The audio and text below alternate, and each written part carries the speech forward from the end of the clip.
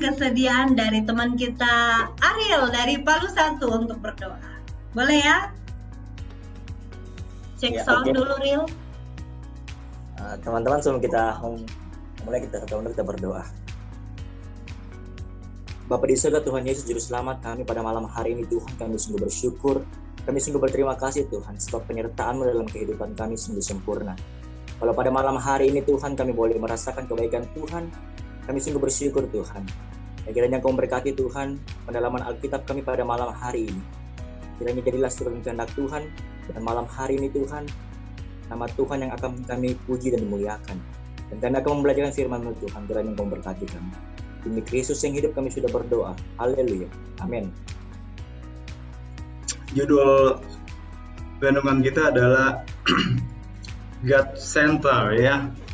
Sebenarnya pembacaan malam hari ini kita ambil dalam Kejadian 41 ya, dari ayat 1 sampai ayat yang terakhir ayat 57, tetapi ketika saya merenungkan dan belajar dari firman Tuhan ini ada sangat banyak pelajaran sehingga tidak cukup untuk dibahas malam hari ini. Jadi saya tulis God Center itu part yang pertama malam hari ini. Nanti kita akan bertemu dalam kesempatan lain dan kita akan membahas serinya yang kedua. Suara saya cukup jelas terdengar karena saya tidak pakai headset malam hari ini ya. Coba nyanyi, Kak.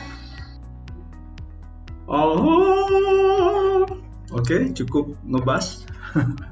Oke ya, jadi kita akan baca Alkitab kita Kejadian 41 ayat 1 sampai ayat ke-36, dan seperti biasa saya akan minta pertolongan teman-teman untuk membaca Kejadian 41 ayat 1 sampai ayat yang ke-36. Saya minta ini akan dibaca 55 ayat oleh teman-teman ya. Kejadian 41 ayatnya yang pertama sampai ayat yang ke-36 ya. Ayat yang pertama sampai ayat yang kelima saya minta kesediaan dari Patrick untuk membacakannya ayat 1 sampai 5. Ayat 6 sampai 10 Jordan bisa membacakannya ya, Jordan ya. Kemudian ayat 11 sampai ayat yang ke-15 saya minta untuk Jerry Robento akan membacakannya ya. Pata belum masuk ini Jerry ya. Kemudian 16 sampai 20 saya minta kesediaan dari Fernando Bolu ayat 16 sampai 20 untuk membacakannya. 21, ingat ya, saya nanti lupa ini. 21 sampai 25 saya minta kesediaan Ariel untuk membacakannya. 26 sampai 30 saya minta kesediaan Abel ya untuk membaca. Tadi ada videonya saya lihat. Ya, Abel 26 sampai 30. 31 sampai 36. Putu, Kak. Lama nggak dengar suaranya Putu. Putu ya, baca ya. 30 sampai 36. Oke ya. Kita mulai, saya persilakan mulai dari ayat yang pertama.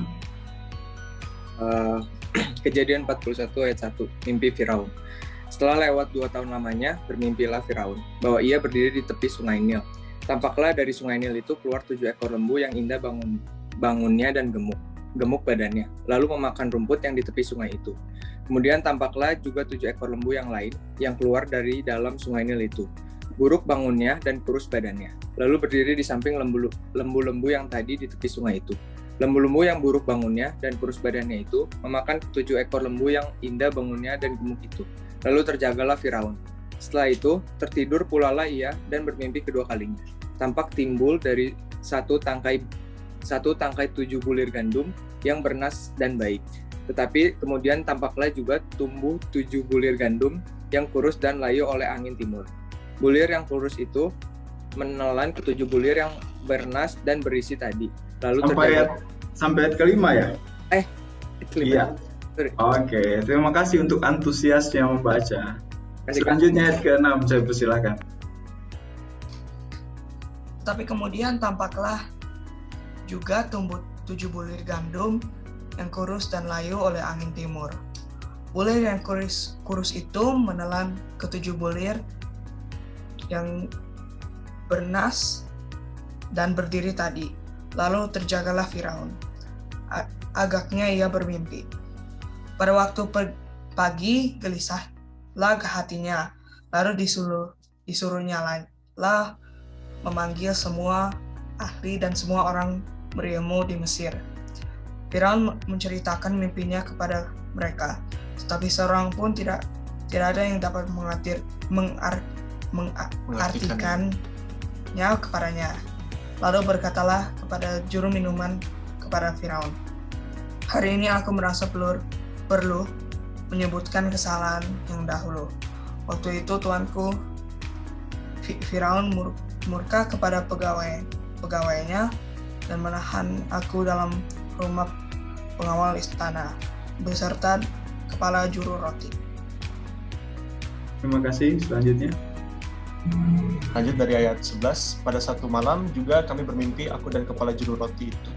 Masing-masing mempunyai mimpi dengan artinya sendiri. Bersama-sama dengan kami ada di sana seorang budak Ibrani, hamba kepada pegawai istana itu. Kami menceritakan mimpi kami kepadanya, lalu diartikannya kepada kami mimpi kami masing-masing. Dan seperti yang diartikannya itu kepada kami, demikianlah pula terjadi. Aku dikembalikan ke dalam pangkatku, dan kepada juru roti diganti. Kemudian Firaun menyuruh memanggil Yusuf. Segeralah ia dikeluarkan dari tutupan, ia bercukur dan berganti pakaian lalu pergi menghadap Firaun. Berkatalah Firaun kepada Yusuf, "Aku telah bermimpi dan seorang pun tidak ada yang dapat mengartikannya. Tetapi telah kudengar tentang engkau, hanya dengan mendengar mimpi saja engkau dapat mengartikannya." Ayat 16.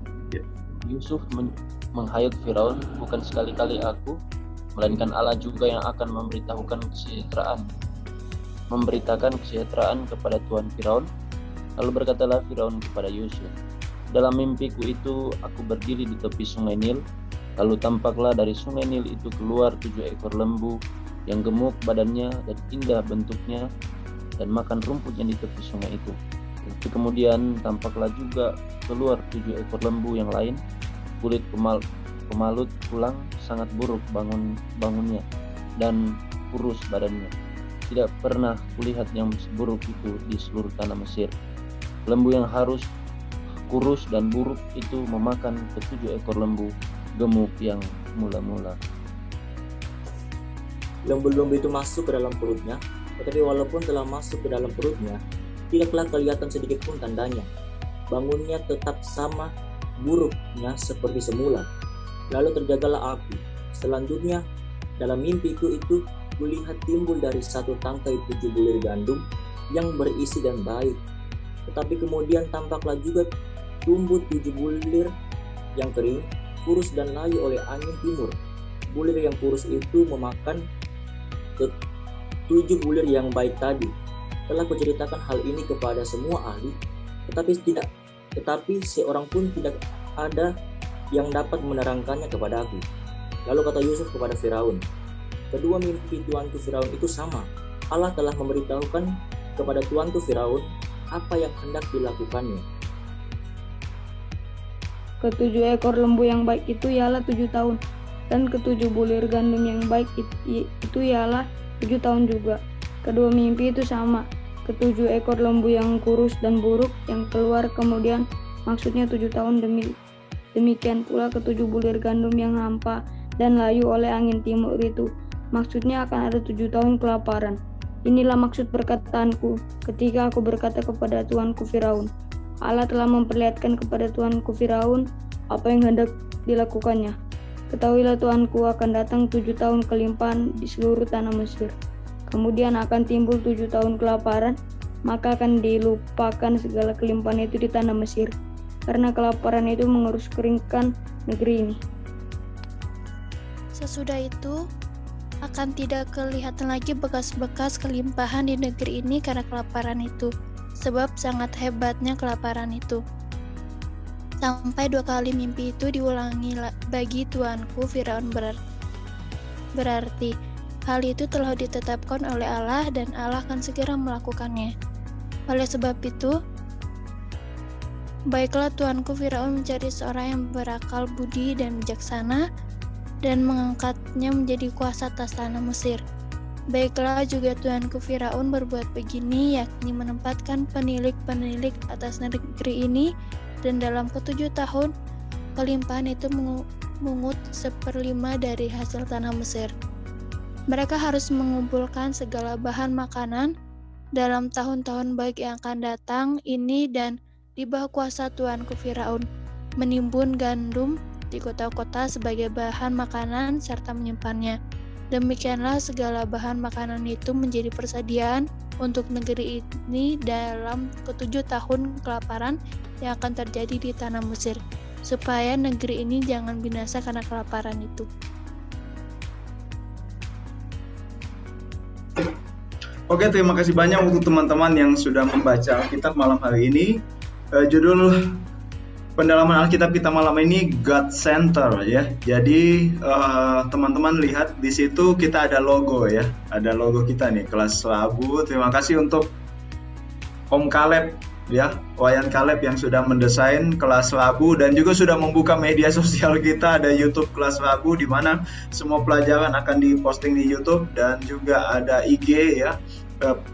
Cuplikan-cuplikan akan ditampilkan. Jadi nanti teman-teman bisa follow YouTube dan Instagramnya Kelas Labu ya. Dan terima kasih untuk logo yang luar biasa. Nah, teman-teman yang diberkati oleh Tuhan, ketika membaca renungan malam hari ini, maka kita akan diarahkan kepada satu tema, yaitu God Center ya. Nah, ini menarik. Kita akan melihat tema ini melalui ayat demi ayat ya. Mari kita melihat di ayatnya yang pertama ya. Dikatakan di dalam ayat yang pertama, setelah lewat 2 tahun lamanya bermimpilah Firaun bahwa ia berdiri di tepi sungai Nil. Nah teman-teman, ini adalah hal yang menarik. Kenapa? Karena 2 minggu lalu kita belajar tentang Yusuf, bagaimana dia ada di dalam penjara dan dia menolong 2 orang di dalam penjara itu, yaitu tukang minum dan juga tukang roti. Kemudian setelah dia menolong tukang minum, maka mereka membuat kesepakatan antara Yusuf dan tukang minum Firaun, yaitu kalau tukang minum ini berhasil keluar dari penjara, maka dia berjanji untuk membantu mengeluarkan Yusuf dari lubang ya, lubang tutupan atau penjara yang ada di bawah tanah ini, dan menceritakan kisah hidup Yusuf kepada Firaun ya. Jadi tukang minum ini janji nih, kalau saya keluar nanti saya akan menceritakan hal ihwal tentang Yusuf kepada Firaun, menceritakan kisah hidup Yusuf, bagaimana Yusuf sebenarnya tidak bersalah. Tidak ada hal-hal kesalahan yang dia lakukan yang menyebabkan dia pantas untuk masuk dalam penjara ya. Jadi itu adalah sebuah komitmen yang dibuat antara Yusuf dan tukang minuman. Namun sebagaimana manusia pada umumnya ya, ketika susah ingat sama teman, tapi ketika senang biasa lupa ya pada teman begitu ya. Ketika juru minuman ini sudah bebas, dia sudah mendapatkan posisinya lagi, dia sudah dapat jabatannya lagi, dia sudah dapat kenikmatan hidupnya lagi, maka kemudian dia melupakan Yusuf. Nah teman-teman, orang bilang bahwa kalau kamu mau melihat teman-teman sejati ya, kalau kamu mau mendapatkan atau melihat teman-temanmu yang sejati, lihatlah ketika kamu susah ya. Karena ketika kamu susah, maka banyak orang yang akan meninggalkanmu, tetapi teman yang sejati akan bertahan di sampingmu meskipun di saat kamu susah ya. Jadi ketika kamu senang, ketika kamu terkenal, ketika kamu pintar, kamu punya semuanya, biasa banyak orang yang mendekat. Namun pada saat kamu jatuh, tidak punya apa-apa, biasanya semua orang menjauh. Nah, orang yang tetap ada bersama dengan kau itu adalah temanmu yang sejati. Nah, ada satu chat yang lucu di sini ya, saya masukkan ketika saya baca di satu postingan ya. Sahabat yang lama, kemudian dia muncul lagi, kemudian dia ngechat dan orang bilang, apa yang kau hapus tadi? Mau pinjam uang katanya. Oke, hapus lagi. Ya, jadi bahaya kadang-kadang sahabat lama yang sering kali muncul lagi ya, biasa itu ada maunya seperti itu ya. Jadi kamu jadilah sahabat sejati yang tidak melupakan kebaikan temanmu tapi mampu menolong temanmu. Nah, kita akan lihat ayat demi ayat ya dari pembacaan kita hari ini. Dalam ayat ini dikatakan bermimpilah Firaun gitu ya. Kemudian kita bertanya dalam ayat ini, apakah Allah juga berbicara kepada bangsa lain? Apakah Allah berbicara kepada orang yang tidak mengenal dia gitu ya? Kenapa? Karena Firaun bukanlah orang yang mengenal Tuhan, tapi dia bisa bermimpi. tentang apa yang Tuhan akan kerjakan ya. Nah teman-teman, seringkali kita terjebak dalam sebuah persepsi bahwa Allah itu hanyalah milik orang yang percaya gitu ya. Allah hanyalah milik umatnya ya. Tapi seringkali kita lupa bahwa sesungguhnya seluruh dunia ini adalah milik Allah. Rencana Allah bukan hanya untuk hidup kita, tetapi atas seluruh dunia. Maka ketika Allah bekerja, itu akan melibatkan seluruh dunia. Dan bahkan kalau kita lihat di Alkitab, Allah seringkali menggunakan bangsa-bangsa yang tidak mengenal Dia untuk menggenapkan rencananya ya. Dalam hal ini Allah menggunakan Firaun melalui mimpinya untuk mengeluarkan Yusuf dari dalam penjara dan memelihara kehidupan umat Tuhan ya. Jadi ini menarik sekali ya, bahwa Allah menggunakan orang yang tidak mengenal Tuhan untuk mengeluarkan Yusuf dan memelihara umatnya. Nah inilah yang saya sebut dengan keistimewaan umat Tuhan ya. Keistimewaan umat Tuhan bahwa Allah dapat memakai apa saja untuk menolongmu ya. Allah dapat saja memakai apa saja untuk menolongmu ya. Firaun dipakai Allah, tukang minuman dipakai Allah, kepala penjara dipakai Allah, Potifar dipakai Allah, semuanya digunakan Allah untuk memelihara kehidupan Yusuf ya. Bagaimana Yusuf sebagai orang asing dipelihara oleh Potifar, kemudian dia menjadi kesenangan kepala penjara, dia bertemu dengan tukang minuman, dan kemudian dia bertemu dengan Firaun. Kita lihat bahwa orang-orang yang tidak mengenal Allah pun dipakai Allah untuk memelihara kehidupan umat Tuhan ya. Bahkan kalau kita lihat kehidupan Elia, kita melihat bahwa Allah pun bahkan memakai burung gagak, binatang, untuk memelihara kehidupan Elia. Nah teman-teman, ketika saya melihat sebenarnya kasus yang dihadapi oleh Yusuf, ini adalah kasus yang besar ya. Kenapa? Karena dia dituduh berzina dengan istri Potifar ya. Dalam posisinya sebagai budak, mestinya dia mendapat hukuman mati karena budak tidak punya hak. Dan kalaupun dia dipenjara, maka itu pasti adalah penjara seumur hidup. Karena itu adalah kesalahan yang besar yang dilakukan oleh seorang budak begitu ya. Jadi kalau kita melihat ketika Yusuf masuk ke dalam penjara, sebenarnya tidak ada harapan bagi Yusuf untuk bisa melihat kebebasan. Tidak ada harapan bagi Yusuf untuk keluar dari lubang tutupan itu, dari penjara itu. Tidak ada harapan sama sekali. Tetapi yang luar biasa adalah Allah memakai mimpi Firaun untuk mengeluarkan Yusuf dari penjara. Nah teman-teman, pelajaran apa yang bisa kita ambil dari hal ini? Ya, pelajaran pertama yang kita ambil adalah bahwa kalau kamu merasa hidupmu tidak ada harapan ya, kalau kamu merasa hidupmu tidak tertolong, kalau kamu merasa hidupmu tidak menemukan jalan keluar atas masalahmu, dan kemudian kamu mencari pertolongan yang lain yang tidak memuliakan Tuhan, maka kamu adalah orang yang bodoh begitu ya. Kenapa kamu orang yang bodoh kalau kamu mencari pertolongan di luar Tuhan? Karena dari Yusuf kita belajar Allah dapat menolongmu dengan berbagai macam cara ya, dengan berbagai macam orang, dengan berbagai macam hal.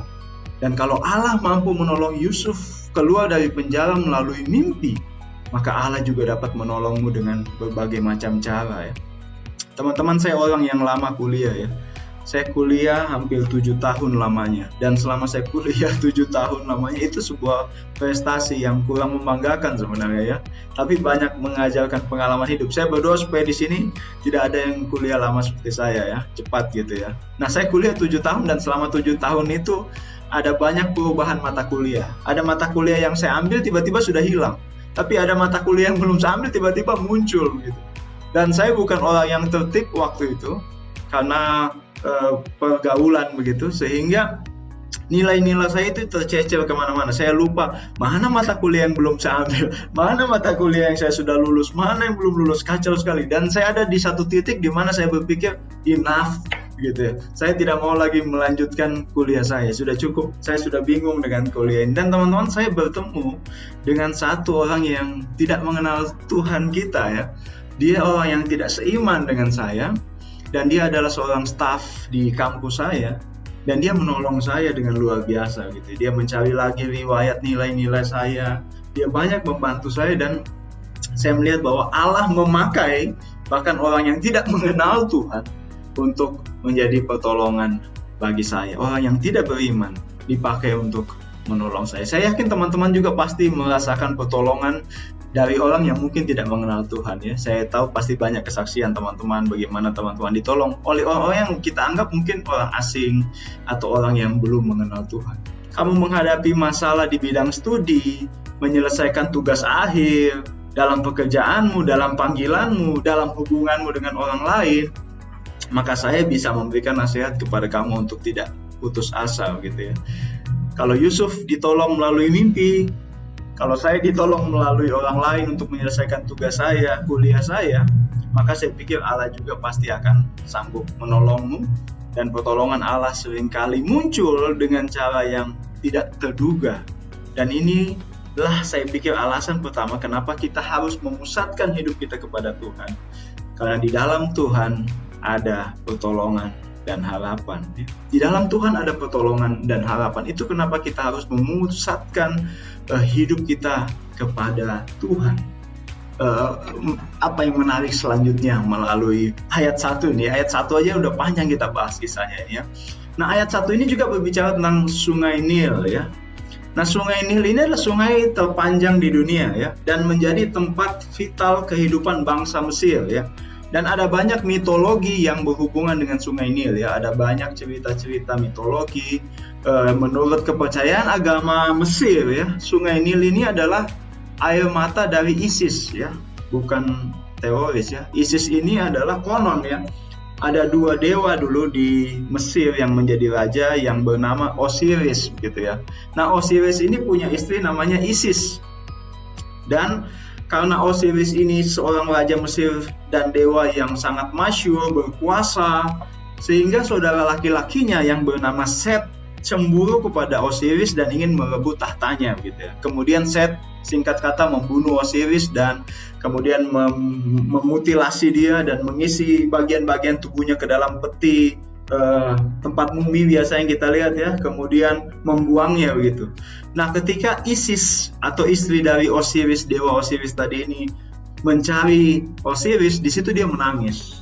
Dan setelah dia menemukannya dan menyatukan tubuhnya, dia juga menangis gitu. Dan menurut orang Mesir itulah legenda kenapa ada sungai Nil, karena itu adalah air mata Osiris, air mata Isis yang mencari suaminya Osiris ya.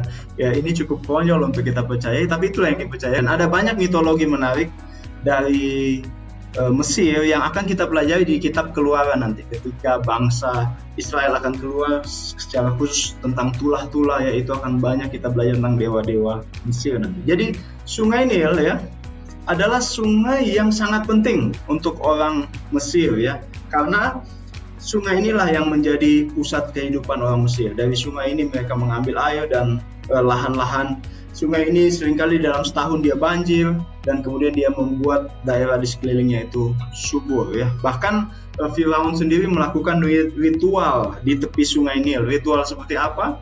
Nanti kita pelajari di kitab Keluaran. Kita melihat ketika bicara tentang sungai Nil, maka Alkitab sedang bicara bahwa itu adalah tempat yang penting untuk Firaun gitu ya. Karena dari sungai Nil lah muncul banyak filosofi dewa-dewa, mitologi dan lain sebagainya. Sehingga ada sesuatu ketika dikatakan bahwa Firaun bermimpi di tepi sungai Nil, itu berarti ada sesuatu yang sangat penting yang dewa-dewi ingin ungkapkan kepada Firaun, yang ingin dikatakan kepada Firaun. Itu sesuatu yang urgent, sesuatu yang penting, sesuatu yang harus segera dicari maknanya, sesuatu yang sangat mendesak. Dan kita lihat mimpi ini diulang 2 kali dengan arti yang sama. Ini berarti sesuatu yang Firaun harus cepat selesaikan.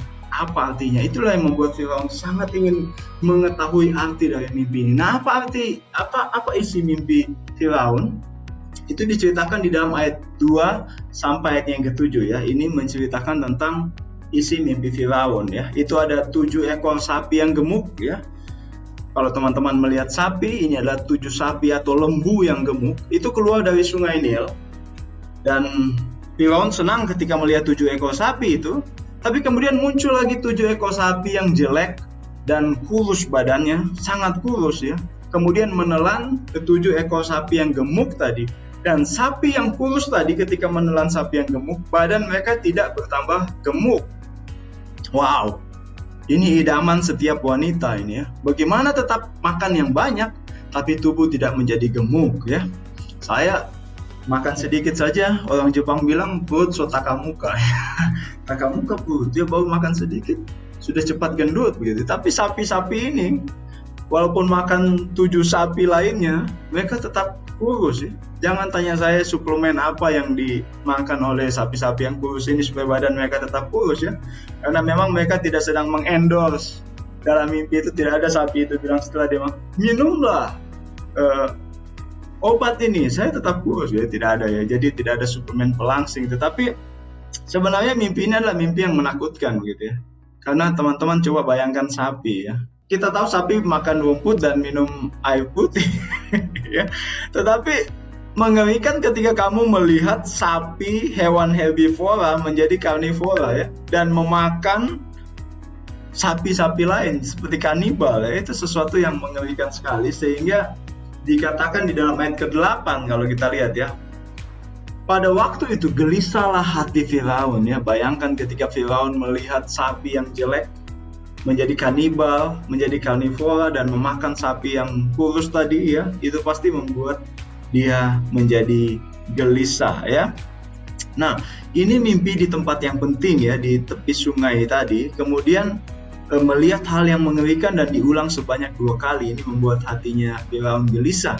Dan bertambah gelisah lagi karena ketika dia memanggil semua ahli dan semua orang berilmu di Mesir, mereka tidak dapat mengartikan mimpi itu ya. Menarik sekali teman-teman ya. Orang pintar ya, orang berilmu di Mesir ini bukanlah orang kacang-kacangan begitu ya.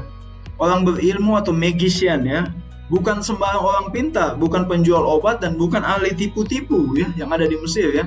Kalau kita melihat beberapa ratus tahun kemudian, ketika Musa mau membebaskan bangsa Israel, maka Musa juga berhadapan dengan magician ini, orang berilmu ini, ahli sihir ini. Apa yang dilakukan Musa itu juga bisa dilakukan oleh magician ini, apa orang berilmu ini ya.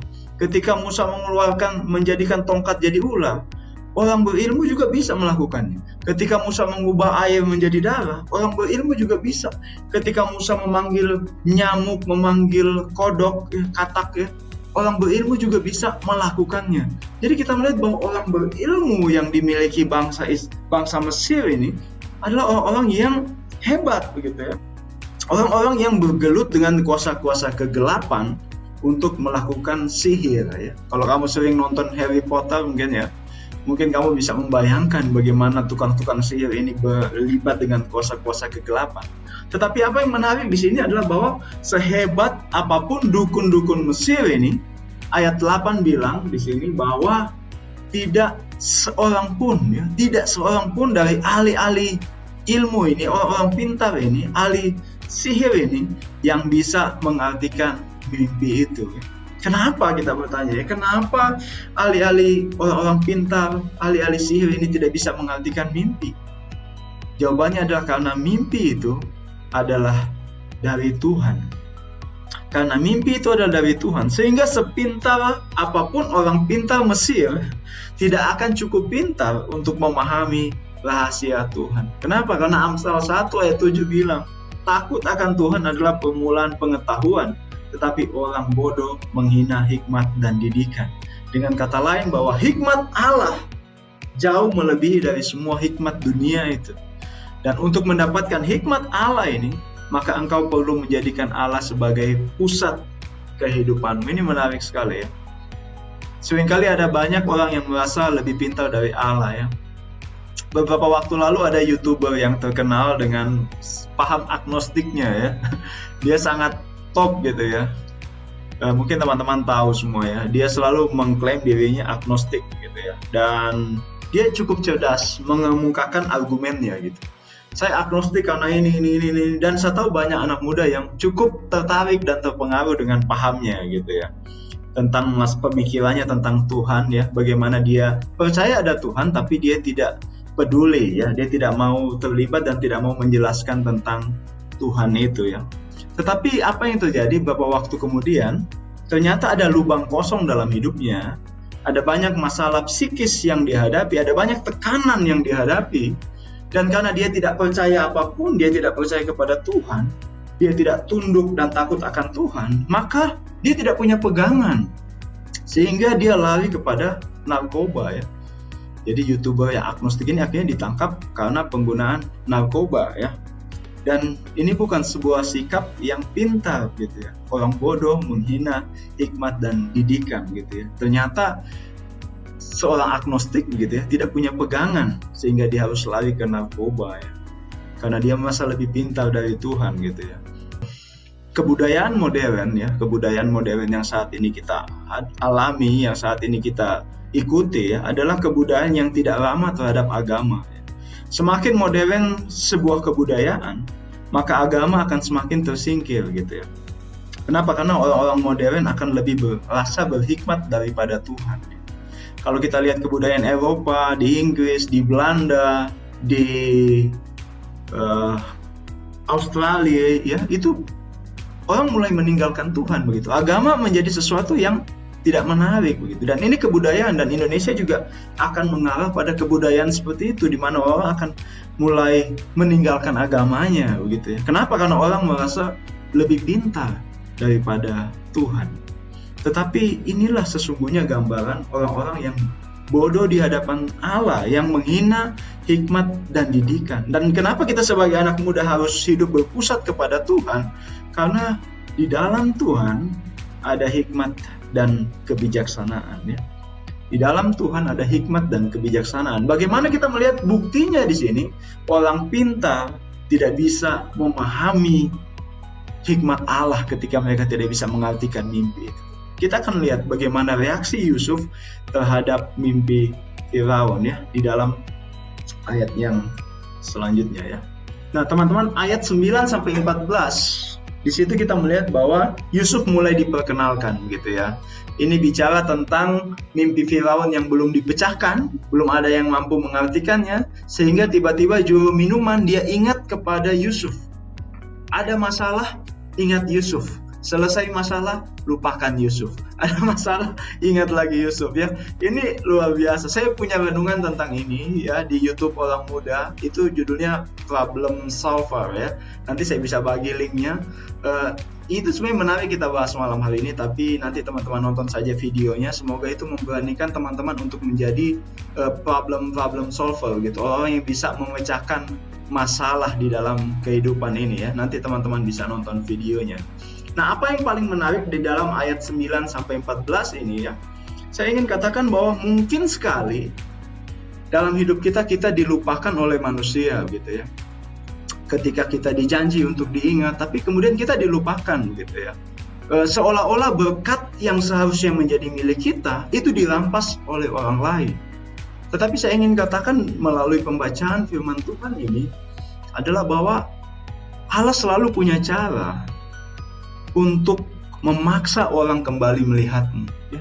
Mungkin kamu sudah dilupakan, mungkin kamu sudah ditinggalkan, tapi kalau kamu hidup berpusat kepada Tuhan, maka Allah selalu punya cara supaya orang kembali dapat melirik kamu, melihat kamu ya. Dan saya ingin menantang engkau sebagai orang-orang muda malam hari ini ya. Saya ingin menantang kamu semua malam hari ini bahwa saya ingin menantang kamu untuk tidak menjadi orang yang ambisius. Ya, sekali lagi saya katakan, saya ingin menantang kamu dalam hidupmu sebagai orang muda untuk tidak menjadi orang yang ambisius, yang menghalalkan segala cara untuk mencapai posisimu atau tempat yang kau inginkan. Sikut sana, sikut sini, ya, fitnah sana, fitnah sini, menghalalkan segala cara supaya kamu punya prestasi dan lain sebagainya. Saya ingin kamu tidak menjadi orang seperti itu, tapi saya ingin menantang kamu untuk menjadi orang yang berpusat kepada Tuhan. Untuk melakukan setiap pekerjaan dan kesempatan yang diberikan kepadamu dengan sebaik mungkin, seolah-olah semua itu kamu kerjakan untuk Tuhan dan bukan untuk manusia. Maka Allah akan memunculkanmu sebagai berkat dimanapun kamu berada. Ya, ini harus kamu pahami bahwa jangan ambisius untuk mengejar segala sesuatu yang ada di dalam dunia ini. Tapi ketika kamu dapat kesempatan, lakukanlah semua itu dengan baik untuk memuliakan Tuhan. Dan Yusuf tahu, ketika di ayat ke-15, Firaun memanggil dia, maka dia tahu bahwa saatnya sudah tiba. Wah, leganya ya. Di dalam ayat ini dikatakan bahwa di ayat 14 bahwa Yusuf bercukur, dia mandi, dia bersihkan, dia pakai jubah, dan akhirnya dia bisa keluar dari dalam penjara, dan akhirnya dia bisa langsung bertemu dengan Firaun ya.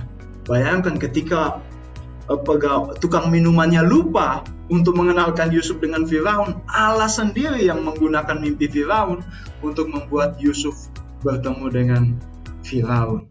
Nah teman-teman, apa yang kamu lakukan ketika kamu mendapatkan kesempatan emas seperti ini ya? Nah, saya ingin katakan bahwa ada banyak orang yang jatuh pada kesempatan emas. Ada banyak orang yang jatuh pada kesempatan emas yang diberikan kepada dia ya. Mungkin saja ada orang berpikiran bahwa mungkin saja, saya kan dulu kandidat gitu ya, disuruh-suruh, kandidat ditekan gitu ya seolah. Nah sekarang saya sudah jadi opsi, merdeka, tunggu balasanku.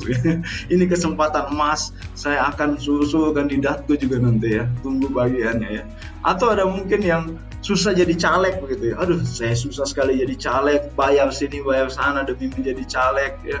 Sekarang saya sudah jadi anggota dewan begitu. Tunggu bagiannya. Ini kesempatan emas. Saya mau ambil ulang itu modal. Saya mau cari lagi untuk kembali uangku dan lain sebagainya. Nah, malam hari ini kita belajar dari Yusuf bagaimana Yusuf tetap berpusat kepada Allah di dalam hidupnya ya. Ketika Yusuf dipanggil oleh Firaun dan Firaun bilang, "Saya dengar bahwa kamu ini hanya dengan mendengar mimpi saja kamu dapat mengartikannya ya. Itu yang saya dengar tentang kamu Yusuf." Dan teman-teman tahu apa yang dijawab oleh Yusuf? Di dalam ayat yang ke-16 dia bilang, "Bukan sekali-kali aku." Wah, ini jawaban yang luar biasa ini ya. Saya sangat kagum dengan jawaban Yusuf ya. Ketika dipanggil Firaun dan dia dapat kesempatan emas ini untuk dia mempromosikan dirinya sendiri, tapi dia bilang bukan saya. Waduh, itu luar biasa sekali ya. Di zaman modern ini ada banyak sekali kesempatan dengan mudah kita bisa mengklaim kesuksesan itu adalah usaha saya. Saya sukses karena saya kerja keras, saya rajin belajar, karena saya punya koneksi, maka saya sukses begitu ya. Banyak sekali orang yang bisa beranggapan bahwa apa yang dia dapatkan itu adalah karena dia punya sesuatu dalam dirinya yang istimewa begitu. Tapi ketika Yusuf dipanggil oleh Firaun, dia bilang bahwa bukan saya Firaun, bukan saya, melainkan Allah yang akan memberitakan kesejahteraan kepada tuanku Firaun. Nah teman-teman yang diberkati oleh Tuhan, pada saat itu Yusuf berumur 30 tahun. Sekitar usia 17 tahun dia dijual ke Mesir dan mengalami berbagai macam kepahitan gitu ya.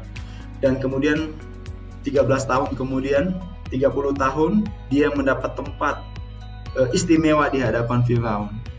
Kalau teman-teman menjadi Yusuf, atau kalau saya mungkin menjadi Yusuf, maka saya akan bikin penawaran dengan Firaun ya. Saya akan bilang kepada Firaun, saya bisa memberitahu kamu apa artinya mimpi, tapi ada syaratnya. Yang pertama, bebaskan saya. Yang kedua, saya minta rumah yang bagus. Yang ketiga, saya minta kekuasaan. Kemudian mungkin saya minta kuda-kuda yang terbaik dari Mesir ya. Saya bisa bikin penawaran dengan Firaun. Tetapi justru ketika kita melihat Yusuf dipanggil oleh Firaun, dia tidak minta satu hal pun. Bahkan dia tidak minta kebebasannya. Dia tidak minta supaya dia dibebaskan dari penjara. Tapi apa yang dia tunjukkan kepada Firaun adalah bahwa dia menunjukkan Allah itu kepada Firaun ya. Dia menunjukkan Allah kepada Firaun. Bukan saya Firaun, melainkan Allah. Allah ini yang harus kau sembah, karena Allah yang akan memberitakan kesejahteraan kepadamu. Hidup yang terpusat kepada Allah adalah hidup yang selalu menunjuk kepada Allah ya. Hidup yang terpusat kepada Allah adalah hidup yang selalu menunjuk kepada Allah. Semua hal berbicara tentang Allah. Nah teman-teman, apa yang menjadi tujuan hidup kita ya? Apakah misalnya saya ingin supaya semua anak muda mengenal saya sebagai opsi yang hebat mungkin? Ataukah melalui hidup saya dapat mengalahkan anak-anak muda untuk datang kepada Tuhan? Apakah saya ingin hidup saya dikenal sebagai orang yang kaya raya dan sukses? Ataukah orang melihat saya sebagai seorang yang sederhana namun melalui kasih Kristus itu selalu mengalir dalam kehidupan saya. Apakah saya ingin saya yang ditonjolkan di dalam hidup saya?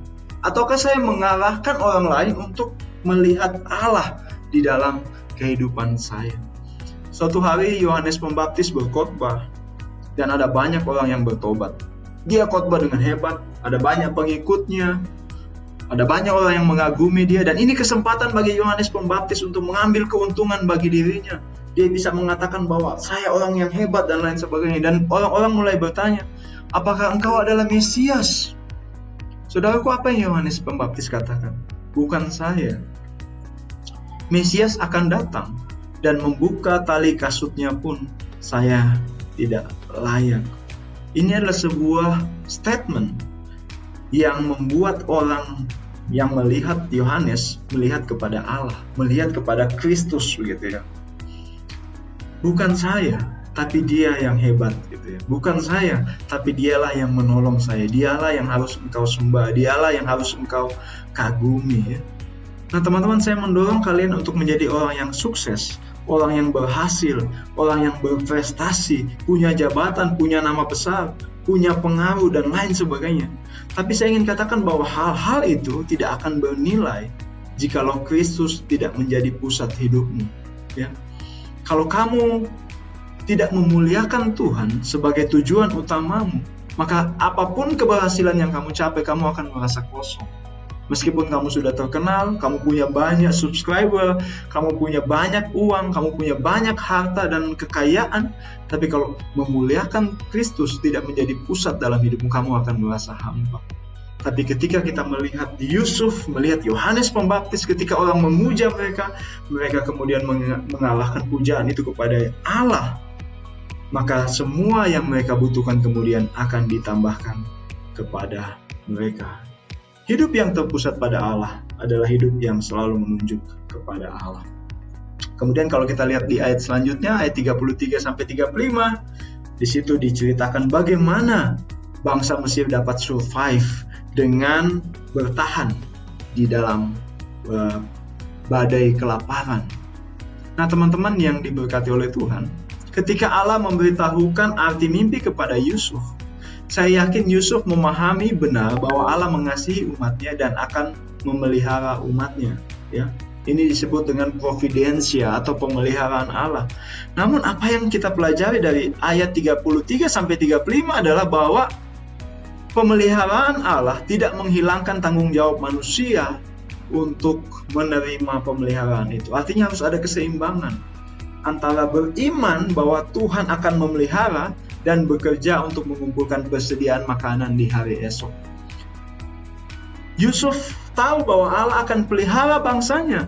Yusuf tahu Allah akan memelihara dia. Tapi Yusuf juga menggunakan pikirannya, hikmatnya untuk bisa mengatur strategi bagaimana supaya bangsa Mesir tidak kelaparan. Dengan cara selama 7 tahun selama 7 tahun kelimpahan mereka harus mengumpulkan bekal, mengumpulkan simpanan untuk menghadapi 7 tahun kelaparan. Jadi kalau ada yang bertanya kepada teman-teman, apakah orang Kristen boleh menabung? Apakah orang Kristen boleh berinvestasi? Apakah orang Kristen boleh melakukan hal-hal persiapan untuk masa depannya? Maka dari kisah kelaparan di Mesir ini mengajarkan kepada kita bahwa kita harus bijaksana dalam mengatur kehidupan kita, mengatur pendapatan kita, mengatur apa yang kita miliki hari ini untuk menghadapi masa-masa sulit di kemudian hari. Orang Kristen boleh menabung, orang Kristen harus menabung, harus mempersiapkan masa depannya dengan baik seperti Yusuf. Meskipun dia percaya Allah pelihara, tapi dia juga menggunakan pikirannya, menggunakan kemampuannya. Amsal 6 ayat 6-8 menjadi ayat yang menarik untuk kita. Dikatakan, hai pemalas, pergilah kepada semut, perhatikanlah lakunya dan jadilah bijak. Biarpun tidak ada pemimpinnya, pengaturnya, atau penguasanya, ia menyediakan roti di musim panas dan mengumpulkan makanan pada waktu panen. Ini menarik karena apa? Karena semut, kita diminta belajar dari semut yang menyediakan makanannya di musim panas dan di waktu panen. Kenapa? Karena ketika dia akan menghadapi musim dingin, dia sudah punya bekal untuk dia nikmati nantinya. Nah teman-teman, Allah berjanji untuk memelihara umatnya. Namun kita juga harus melakukan bagian kita. Allah berjanji untuk memberkati pernikahanmu nanti, ya. Ini penting. Allah berjanji untuk memberkati pernikahanmu. Tapi kamu juga harus taat dalam pernikahan itu, untuk saling mengasihi, untuk setia, tidak mata kamboti, orang Palu bilang mata keranjang gitu ya. Jangan mentang-mentang, oh Allah kan berkati pernikahanku, lihat cewek sana tertarik, lihat cewek sini tertarik, tidak mengasihi, tidak menjadi teladan dan lain sebagainya. Kemudian setelah bercerai nanti katakan ini sudah takdir Allah, ya. Jadi ini sesuatu yang tidak benar gitu ya. Allah berjanji memberkati, tapi kamu juga punya usaha untuk merasakan pemeliharaan Allah itu ya. Saya percaya bahwa Allah pelihara saya di dalam masa pandemi ini, tapi saya juga menggunakan masker, saya juga jaga jarak, saya juga mencuci tangan supaya saya tidak terinfeksi oleh virus-virus ya. Saya percaya bahwa jodoh di tangan Tuhan ya. Ini banyak anak muda di sini ya. Saya percaya bahwa jodoh di tangan Tuhan. Jadi ngapain saya melakukan PDKT ya? Ngapain saya membersihkan diri saya biar saya malas mandi, tidak sikat gigi ya? Kan pasangan saling menerima apa adanya ya. Ya memang pasangan menerima apa adanya, tapi tidak seapa adanya itu juga ya. Kalau kamu membiarkan bau ketekmu ya, bau jigongmu mengganggu orang lain, kamu akan jauh dari jodohmu ya. Jadi walaupun jodoh di tangan Allah, tapi dia bisa lari kalau kamu tidak membersihkan dirimu begitu ya. Jadi jangan juga terlalu apa adanya seperti itu ya. Tanpa sadar ya, kita tidak PDKT, tidak ada usaha dan lain sebagainya ya. Saya ingat salah satu hal yang membuat saya suka kepada Kapten Dian itu adalah bau kolonsnya ya. Waktu SMA ya, saya ingat, saya lupa apa mereknya ya, bisa di endorse di sini ya. Tapi saya ingat bahwa salah satu hal yang saya suka dari Kapten Dian adalah dia wangi gitu ya. Dan jadi itu sesuatu yang penting begitu ya, ketika kamu ini kan jodoh di tangan Tuhan ya, bukan berarti kamu tidak mandi, bukan berarti kamu tidak pakai parfum, tidak sikat gigi dan masa bodoh dengan hidupmu gitu ya.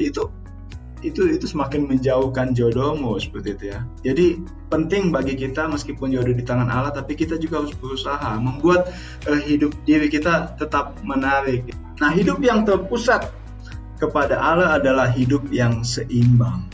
Hidup yang terpusat kepada Allah, hidup yang seimbang, beriman bahwa Tuhan memelihara dan kita bekerja untuk menyatakan iman kita ya.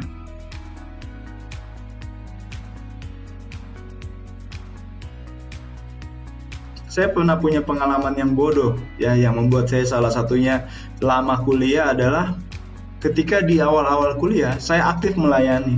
Saya sangat aktif melayani di gereja. Saya tidur di gereja, saya makan di gereja, tidak pulang ke rumah, kadang-kadang saya di gereja terus. Besok saya mau ujian kalkulus, saya di gereja dan saya bilang, Tuhan, saya percaya janjimu bahwa kalau saya melayani, nilai saya bagus. Besoknya ketika saya hadapi kalkulus, Tuhan, mana janjimu? Saya bingung melihat soal ini dan teman-teman tahu saya dapat nilai error terus selama kalkulus ya. I hate kalkulus gitu ya. Ada 4 lagi, kalkulus sampai 4 ya. Dan saya selalu beranggapan bahwa kalau saya melayani pasti Tuhan jaga, dan saya selalu mengulang akhirnya kalkulus, saya harus mengulang, ambil remedial. Nah itu yang bikin saya lama kuliah, karena kebodohan saya berpikir bahwa kalau saya melayani tidak belajar, Allah akan pelihara saya. Ya, itu adalah kebodohan masa muda saya gitu, dan saya tidak ingin itu terjadi kepada kalian. Jangan mentang-mentang Allah pelihara, kalian yakin, maka kalian tidak berusaha melakukan apa-apa di dalam kehidupan kalian. Belajar dari Yusuf, bagaimana dia sudah dikatakan Allah bahwa kamu akan jadi pemimpin, kamu akan jadi raja waktu dia mimpi masih muda di usia 17 tahun. Tapi kemudian dia tidak bersantai-santai, tapi Allah membuang dia ke Mesir supaya dia bekerja, belajar bekerja ya, meskipun kau jadi pemimpin tapi kau harus bekerja untuk merasakan pemeliharaanku. Kemudian dia harus dibuang ke penjara, kemudian dia harus dilupakan, dan dia dibentuk untuk menjadi orang yang siap menjadi pemimpin ya. Apa yang dikatakan oleh Kadet Efraim beberapa minggu yang lalu kepada kita itu sangat membekas bagi saya. Bagaimana Allah membawa Yusuf dari anak kesayangan bapaknya merantau pergi ke Mesir, hidup susah di sana, dan setelah dia melalui hidup susah jadi anak kesayangan Potifar. Ketika dia sudah rasa nyaman dengan Potifar, dia dibuang lagi ke dalam penjara untuk merasakan kesusahan. Ketika dia di dalam penjara, dia jadi anak kesayangan kepala penjara, tapi Allah angkat lagi dia, tempatkan dia sampai di posisi yang tepat. Nah, mungkin kamu juga saat ini mengalami hal seperti ini ya. Nah, Allah ingin kamu keluar dari zona nyaman supaya kamu bisa masuk ke dalam zona Allah. Nah, ini akan kita pelajari di slide yang terakhir, teman-teman ya. Ada seseorang yang mau membuat cincin emas, dan dia datang kepada seorang tukang pembuat cincin, dan dia bilang, yang bijaksana gitu, tukang pembuat cincin ini cukup bijaksana, dan dia bilang, "Pak, tolong bikinkan saya cincin supaya saya ketika melihat cincin itu saya akan teringat hal-hal yang bijaksana gitu. Saya akan diajar sesuatu gitu." Kemudian tukang cincin itu tulis kalimat ini di dalam cincinnya ya. "This too shall pass" ya. Mungkin saya salah membacanya. 2 minggu depan kita ada English service nanti ya. "This too shall pass" ya. Ini pun akan berlalu gitu ya. Pertama-tama dia tidak mengerti apa maksud tulisan "This too shall pass" di dalam cincinnya ini ya. Kemudian ketika suatu hari dia mengalami kesulitan, ketika dia menghadapi masa-masa yang sulit, dia kembali melihat cincinnya dan dia menjadi tenang. Kenapa? Karena dia lihat bahwa ini pun akan berlalu gitu. Ketika dia lihat cincin ini akan berlalu, dan dia menyadari bahwa masa kesusahan dalam hidupnya ini juga akan berlalu, bukan sesuatu yang kekal gitu ya. Dan suatu waktu ketika dia mendapat kesenangan begitu, dia melihat cincinnya lagi, dan dia mengingat bahwa keberhasilan atau kelimpahan yang dia rasakan saat ini itu juga akan berlalu. Karena itu dia tetap menjadi orang yang rendah hati ya, bahwa semuanya akan berlalu, baik itu kesusahan dan kesenangan, semua akan berganti di dalam kehidupan dia gitu ya. Nah, pertanyaannya bagi kita adalah, pada saat ini kita sedang ada di titik mana dalam kehidupan kita gitu ya. Kita sedang berada di titik mana, teman-teman? Kalau kita sedang ada di masa kelimpahan, sedang ada di masa sukacita, sedang ada di masa kebahagiaan saat ini, maka kamu harus waspada. Jangan terlalu jumawa, orang bilangnya. Jangan terlalu sombong, jangan terlalu menepuk dada. Tapi perbanyak teman, perbanyak menolong orang seperti yang Yusuf lakukan. Dimanapun dia berada, dia selalu menolong orang, dia selalu menjadi pertolongan. Dan pastikan ketika kamu merasa senang dan bahagia saat ini, kamu punya cukup simpanan kekuatan untuk menghadapi masa-masa sulit yang akan datang. Ya, karena kebahagiaanmu saat ini tidak akan bertahan selamanya. Kamu akan menghadapi masa-masa yang sulit. Dan kalau kamu saat ini sedang ada di masa-masa yang sulit, maka saya ingin nasihatkan, tetaplah kuat, tetaplah berpengharapan. Karena masa yang sulit yang kamu alami sekarang ini juga akan berlalu. Kamu gagal bukan karena kamu tidak berhasil, tapi kamu gagal kalau kamu berhenti berusaha. Kegagalan bukan ketika kita tidak berhasil, tapi ketika kita berhenti berusaha. Ketika kita berusaha terus, mungkin kita akan melihat keberhasilan kita, tapi kalau kita berhenti berusaha, maka kita justru akan gagal pada saat itu. Teman-teman, saya sering bertanya, ketika membaca beberapa minggu ini kita belajar tentang Yusuf, saya sering bertanya dalam hati saya, apa jadinya kalau Yusuf ini berhenti percaya, berhenti taat kepada Allah, berhenti dari panggilannya, apa jadinya?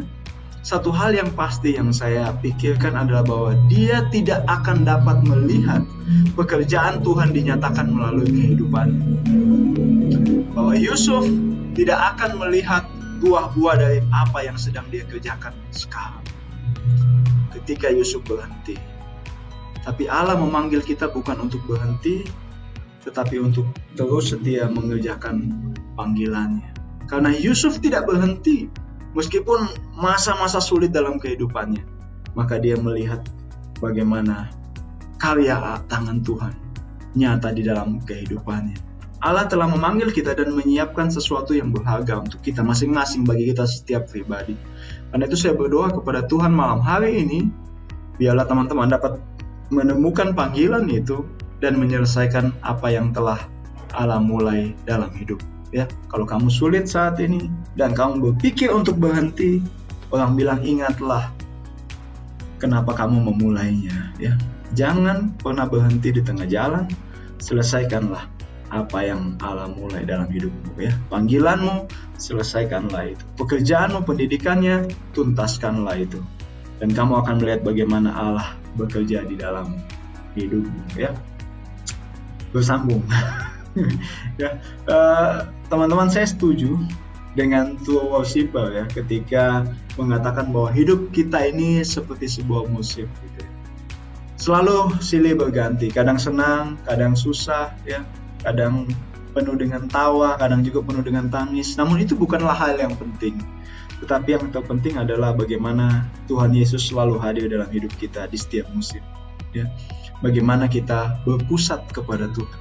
Karena kita adalah manusia yang sangat lemah dan kita butuh Allah yang berkuasa untuk menolong kita. Teman-teman, kalau hidupmu saat ini ada di titik yang sulit, saya yakin bahwa Tuhan juga ada bersama dengan kau. Bahkan seringkali kita bisa merasakan Tuhan lebih ketika kita ada di masa-masa yang sulit. Masa-masa yang sulit menolong kita untuk bergantung penuh kepada Tuhan. Karena itu jangan pernah putus asa, jangan pernah berhenti saat ini kalau kau merasa susah, tapi justru di saat engkau susah, di saat engkau harus semakin berpegang teguh kepada Tuhan. Joy, gimana Joy? Udah lama gak dengar suaranya Joy nih. Pelajaran apa nih Joy yang didapat Joy? Ya, sebenarnya saya paling terus senang sama lagunya sih tadi. Seperti yang Kapten bilang, kayak di dalam kondisi apapun, sama seperti Yusuf, kita harus belajar untuk bisa tetap percaya bahwa Tuhan terus menyertai kita. Kebetulan kayak akhir-akhir ini sedang ada goncangan sedikit dan kembali menguatkan saya bahwa walaupun mungkin situasi sedang berat, tapi Tuhan tetap bersama dengan saya. Terima kasih. Terima kasih Joy, luar biasa. Ada yang lain mungkin ingin berbagi? Joy dari Surabaya 4 ya. Malam ini San tidak bergabung ya Joy? Ada acara Pak. Oh, ada acara malam ini. Kau udah ikut acaranya? Gak bisa. Gak. Rumah saya jauh soalnya. Oh, baiklah. Selanjutnya, tumben Indah berpisah dengan Mordekai malam hari ini. Apakah pengaruh rambut baru? Mordekai ada yang mana Mordekai? Mordekai ada, biasa Mordekai ini anti mainstream pendapatnya. Mungkin ada yang mau dibagikan mungkin? Ya, dari yang tadi yang sudah disampaikan Kak Ari, kita mungkin harus tetap terus berbuat baik dengan semua orang ya. Karena kita tidak tahu siapa yang bisa menolong kita juga nanti ke depannya. Mungkin bukan harus orang-orang dari kita sendiri, tapi orang-orang yang akan tetap mengenal Yesus pun bisa membantu kita, dipakai Tuhan untuk membantu kita. Itu yang saya katakan. Baik, terima kasih. Rebecca, boleh dong suaranya didengar, Put. Adakah yang bisa dibagikan singkat? Sudah sembuh? Tuhan. Yang mau dibagikan mungkin kalau dari yang Kapten sampaikan tadi, kalau yang paling berkesan saya sendiri itu yang ada dua, ada yang kalau Tuhan yang mengenalkan orang yang Dia panggil, jadi tidak perlu memakai cara yang tidak baik, tidak perlu memakai cara jalan pintas apapun. Kalau misalnya memang Tuhan mau pakai, Tuhan akan pakai meskipun situasi kita dalam kondisi apapun, pasti Tuhan akan pakai kalau misalnya memang Tuhan mau panggil.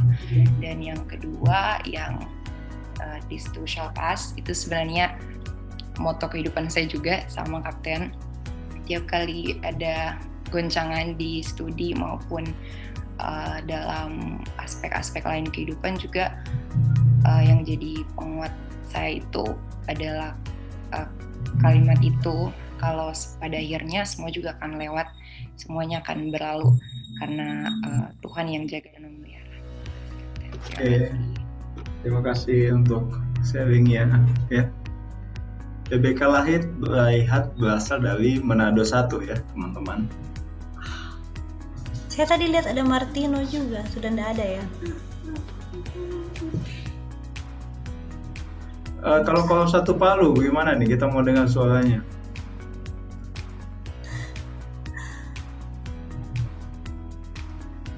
Ya, kalau saya sendiri Kak, kalau dalam kehidupan kita sehari-hari itu kita harus terus berpusat kepada Allah, sebab apapun yang ke depannya yang kita akan lakukan, kita tidak akan tahu, sebab pemeliharaan Allah itu, providensia Allah itu akan terus nyata dalam kehidupan kita. Oke, makasih calon kandidat Ariel. Kevin nih, suara baru Kevin Barani. Kelihatannya dari tadi serius nih mendengarkan. Ya. Halo Kevin. Halo. Suara saya kedengaran? Kedengaran. Saya kan kerja di tempat. Mungkin saya sendiri ya. Kristen. Saya ambil dari Cipayus itu. Kan saya kan Kristen sendiri, jadi saya harus menunjukkan berkat atau menyampaikan berkat juga seperti perilaku saya harus baik di tempat kerja ini.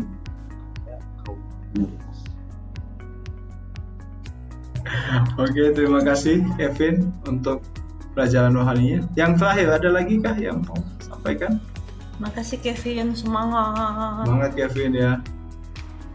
Yang terakhir Jordan ini senyum-senyum. Jordan apa JJ? JJ mau ngomong? Mungkin sedikit saja ya.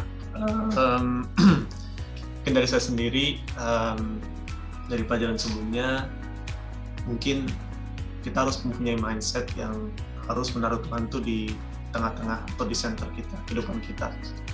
Walaupun di saat-saat yang sedang sibuk atau sedang yang menggoyangkan lah gitu, kalian terus kita harus mempunyai mindset itu bahwa Tuhan itu ada di situ, dan bagaimana kita harus tahu bahwa kita bisa menjadi lebih dari apa yang kita inginkan. Itu jadi berkat begituan. Itu aja sih saya. Terima kasih. Oke, terima kasih. Tidak lengkap kalau tidak ada Patrick bersuara juga. Patrick bilang aduh. Ayo Pat. James Kak, James Naidi. Iya. Mana James? Ya, dari pelajaran hari ini belajar tentang bagaimana kita sama kehidupan ya cukup berserah, tapi nggak selamanya berserah itu pasrah sama keadaan. Kita juga berusaha biar Tuhan yang lakukan sisanya. Coba. Mantap. Jadi sudah dapat jodoh atau jodoh di tangan Tuhan atau sudah di tangan sendiri? Jodoh di tangan Tuhan. Tadi kan kakak kebetulan jodoh juga kan God center. Tapi kalau misalnya kita berfokus kepada Tuhan gitu kan, tentunya ada satu kendala ketika kita terdistraksi ya, atau terganggu dengan mengubah fokus kita gitu.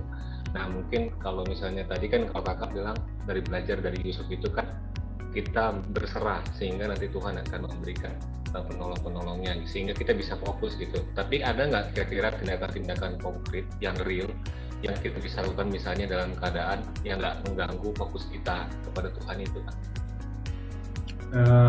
Kalau kita belajar dari Yusuf sebenarnya tadi tentang providensia Allah, kita belajar bahwa ketika Allah memelihara kita tidak berdiam diri gitu kan sebenarnya ya. Ketika Yusuf di dalam pemeliharaan Allah, apa yang dia lakukan? Banyak sebenarnya hal konkret yang bisa kita pelajari dari Yusuf tentang bagaimana dia bergantung kepada Allah tapi dia tetap melakukan yang terbaik gitu. Contohnya ketika dia menjadi budak di rumah Potifar ya, dia tetap berfokus kepada Allah tapi dia tetap melakukan pekerjaannya dengan sebaik mungkin begitu. Ketika dia jadi tahanan di penjara ya, dia tetap berfokus kepada Allah. Ya, contohnya berfokus kepada Allah di rumah Potifar adalah dia tidak tergoda dengan istri Potifar misalnya. Dia tidak melakukan kejahatan, tapi dia melakukan pekerjaannya dengan baik.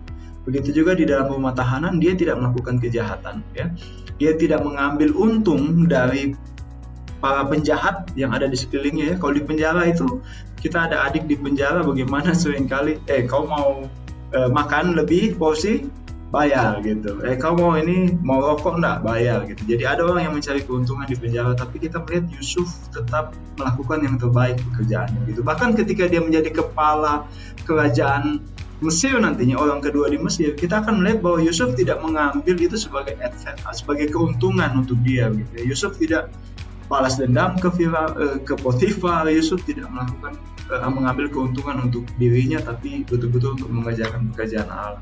Jadi ketika kita bekerja, bagaimana kita tetap memfokuskan hidup kita kepada Tuhan. Jadi itu sebenarnya adalah bahwa kita harus menyadari bahwa pekerjaan yang kita lakukan adalah sebuah ibadah begitu.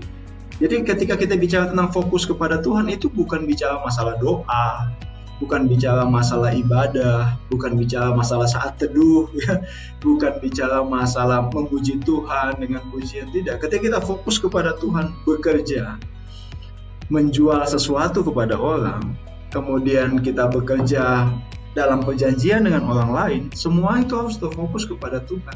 Bahwa dalam segala keadaan kita berusaha melakukan yang terbaik untuk Tuhan dan menyenangkan, memuaskan konsumen kita sesuai dengan perjanjian kita. Jadi itu tidak akan mengganggu fokus kita. Justru fokus kepada Tuhan akan membuat kita semakin kuat di dalam dunia kerja kita, dalam pendidikan kita. Fokus kepada Tuhan membuat kita tidak boleh menyontek misalnya ya, tidak mengambil jalan untuk menyontek kalau di dalam anak-anak sekolah. Kalau sebagai kandidat, fokus kepada Tuhan berarti bukan hanya ada OP baru saya rajin atau saya menyenangkan OPSIL gitu, tetapi tidak ada OPSIL ataupun ada OPSIL, saya tetap melakukan pelayanan saya dengan sebaik mungkin begitu. 1 jemaat pun yang hadir, 2 jemaat pun yang hadir, saya tetap memberikan firman Tuhan dengan sebaik mungkin. Kayak itu mungkin bagi OPSIL. Ya kalian bisa menginterpretasikan itu dalam kehidupan kalian masing-masing. Jadi fokus kepada Tuhan bukan berhubungan dengan hal-hal yang beribadah yang seperti itu, tapi juga dalam totalitas keseluruhan hidup kita. Itu yang saya bisa jawab sih. Oke ya, jadi teman-teman mungkin sudah jam 10 ya di beberapa tempat. Saya pikir sudah malam. Bagi teman-teman yang ingin live, saya persilahkan, tapi bagi teman-teman yang masih mau di dalam, masih mau diskusi-diskusi juga, saya tidak akan menutup room Zoom ini ya. Saya hanya mematikan recording.